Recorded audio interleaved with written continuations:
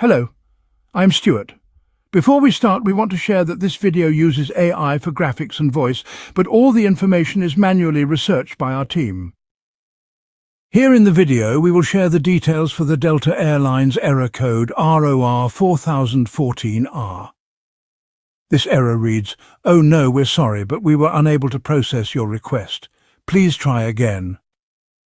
The error mainly appears when users try to book a flight ticket through the Delta Airlines. As per our research, this error usually comes from a temporary system issue or a problem with the payment process. The error may also happen due to VPN interference or browser compatibility issues. The first thing you should try is to restart your device and then attempt the booking again. If you're using a VPN, then turn it off and then turn it back on. Or completely disconnect the VPN and try booking again. Try this and see if this helps.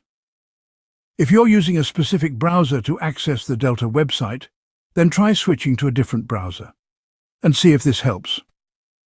If the error still comes and you're using a specific credit card, try using another card if you have one.